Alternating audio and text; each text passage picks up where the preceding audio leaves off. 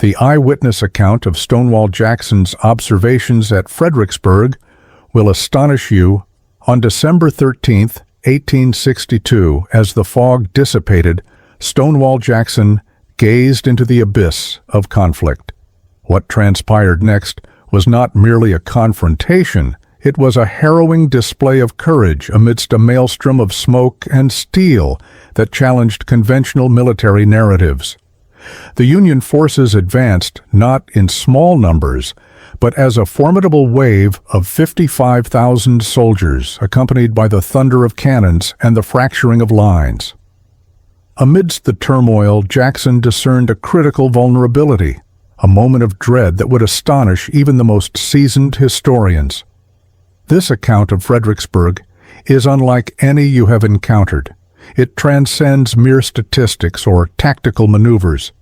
It is a tale of individuals driven to their limits, a Georgia regiment standing shoulder to shoulder as death encroaches, a general succumbing to his wounds in the mud, yet inspiring his men with his final words, and a counter-offensive so daring and ferocious that it alters the course of the battle in mere minutes.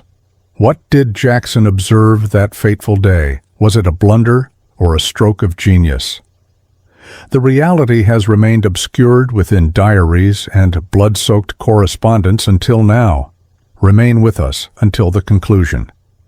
What you are about to learn will forever transform your perception of this battle.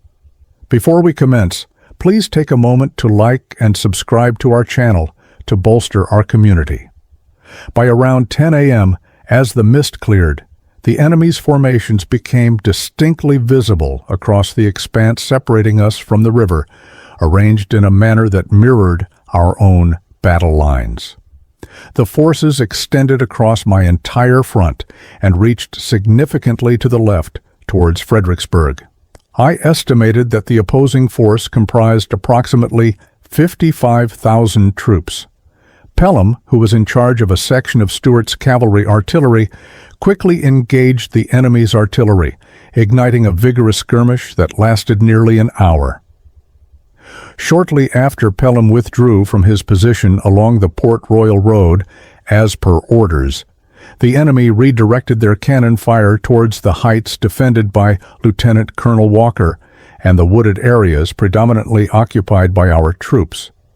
This bombardment seemed designed to elicit a response that could expose our troop locations or artillery placements. With no response forthcoming, the enemy appeared to be convinced that they would encounter little resistance in their attempt to capture the hill. Consequently, around 11 o'clock, they advanced along my flank, moving parallel to the Port Royal Road and approaching the route leading to Hamilton's Crossing. With Pelham's unit now absent and their path clear, the enemy turned to face forward, marching in battle formation across the flat ground directly towards Walker's position. Our artillery refrained from firing until the opposing lines were within 800 yards.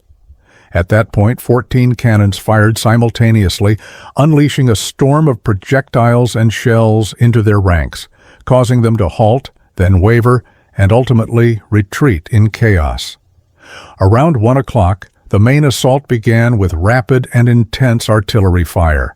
Protected by this fierce and accurate bombardment, their infantry and significant forces advanced, taking partial cover in a stretch of woodland beyond the railroad.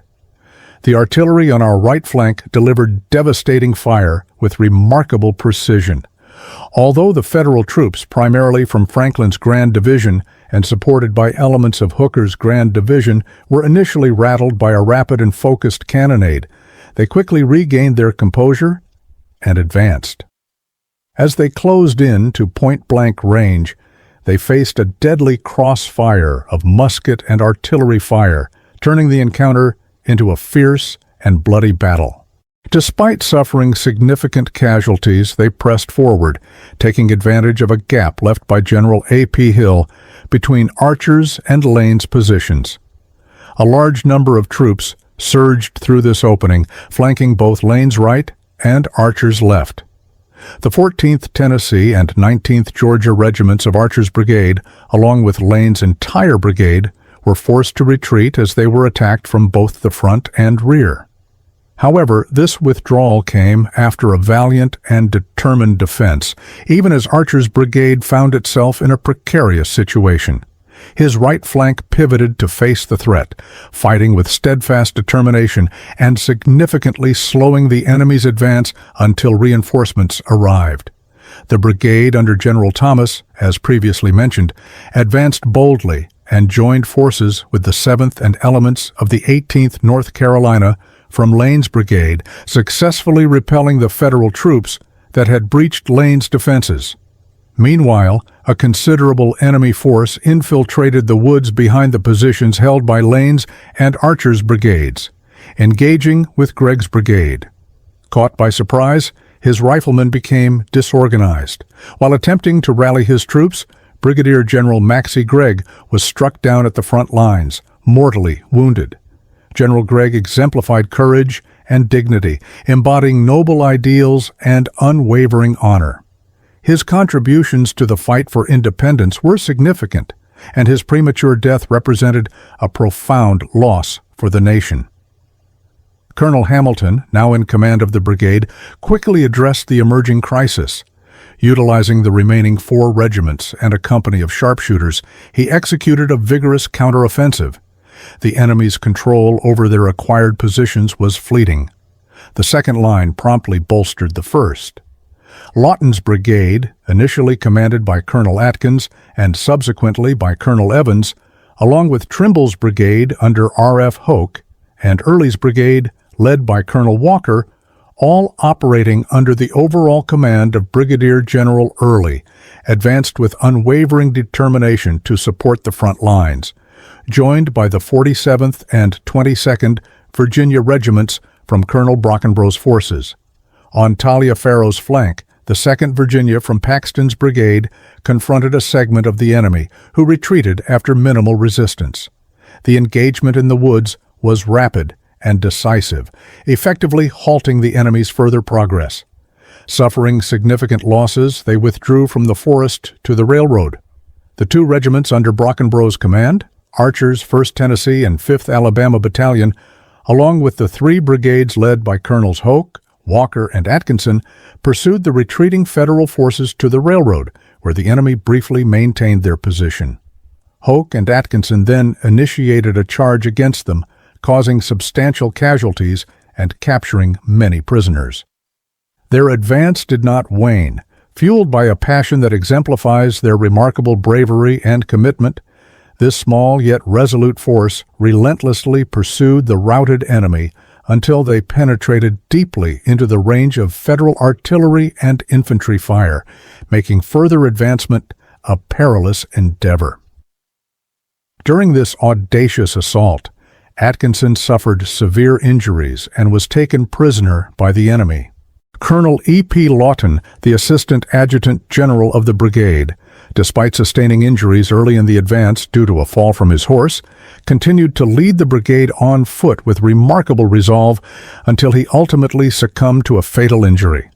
On the extreme left flank, the day was marked by significant occurrences.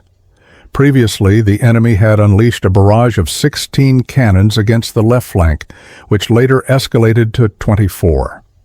The commanding officers complied with orders, refraining from firing until Federal skirmishers and main forces approached the positions held by Captains Davidson and Brockenbrough. These assaults were promptly countered with canister fire. However, the artillery positions, now exposed, attracted fierce enemy bombardment. Our batteries responded with vigorous counterattacks. When Captain Raines's battery malfunctioned due to faulty ammunition, it was withdrawn. Captain Latimer, the acting chief of artillery for the division, received orders to advance further forward and to the left. These final artillery pieces were operated with great skill, enduring heavy fire from skirmishers while compelling them to retreat. Their accurate and rapid volleys inflicted considerable casualties. As Federal infantry advanced, a decision was made to withdraw Brockenbrough's batteries and reposition them ahead of the railroad before enemy forces could capture the wooded area to the right and rear, a position that the enemy soon breached. The retreat was safeguarded by Lieutenant Colonel Hill of the 7th North Carolina. Faced with resistance on all sides, the enemy swiftly restructured their formations and indicated intentions to launch a renewed attack. I postponed my actions anticipating their movement, but when no advance occurred, I resolved, if it was wise, to take the initiative myself. The enemy's artillery was strategically placed, making it perilous to advance our troops across the vulnerable plain. However, the potential benefits of a successful offensive appeared significant enough to justify preparations. To reduce risk, artillery would precede the infantry, and the operation was postponed until dusk to allow for a retreat under the cover of night, if necessary. Unforeseen delays pushed readiness to late evening. The foremost artillery piece had scarcely moved 100 yards beyond the tree line when enemy cannons erupted, unleashing such intense fire that I found it essential to abandon the planned maneuver. By nightfall, the fields were stained red, with thousands fallen, yet Jackson's report deemed it a success, a victory born from fire and desperation. But one must ponder, at what cost? What tormented him in the silence following the cannon fire? The breach in Hill's line? Gregg's last breath? Or the unsettling reality that this victory was less about strategy and more a perilous gamble with death? Official records state an orderly retreat, yet Jackson's aides recounted chaos, with officers shouting, "Fix bayonets! They're in the woods!" Why this discrepancy? Why did Jackson conceal the darkest moments of Fredericksburg? And what truths did he perceive that others wished to obscure? The diaries, the letters, the deceptions. This narrative transcends mere history. It is a ghost story, a riddle with missing pieces. And within these shadows lies Stonewall Jackson's most profound secret.